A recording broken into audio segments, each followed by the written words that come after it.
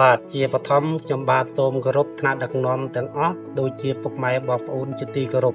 ថ្ងៃនេះដែរផ្នែកបច្ចេកទេសនៅក្រុមហ៊ុនរទ្ធីកស៊ូដែលមានទីតាំងស្ថិតនៅក្នុងភូមិចអោកឃុំរមនីស្រវៀនខេត្តព្រះវិហារយើងខ្ញុំសូមធ្វើបទបង្ហាញនៃការដាក់ជីលើចំការកស៊ូវគ្គ1ចាប់ពីចុងខែឧសភាដល់ដើមខែមិថុនាបន្ទាប់ពីដីមានសំណើមគ្រប់គ្រាន់បាទអញ្ចឹងសម្ភារៈដែលប្រើប្រាស់ក្នុងការដាក់ជីមានដូចជារនាស់ធុងពេត្រូហើយនិងជីបាទចំពោះបរិមាណនៃការដាក់ជីអាស្រ័យទៅលើអាយុកាលនៃដើមកស៊ូនៅស្ថានភាពដីជាក់ស្ដែងបាទរបៀបនៃការដាក់គឺយើងត្រូវដាក់នៅតាមប្រឡោះរងហើយមុននឹងដាក់ត្រូវកាយស្លឹកចេញសិនទុកទំហំវាកន្លះម៉ែត្រ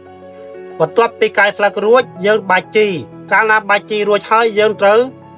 កាយស្លឹកមកលុបវិញដើម្បីឲ្យជីមានគុណភាពនិងប្រសិទ្ធភាពល្អបាទអញ្ចឹងសូមបងប្អូនទាំងអស់គ្នារីករាយទស្សនាអំពីការដាក់ជីនៅក្នុងក្រុមហ៊ុនយើងខ្ញុំដូចតទៅ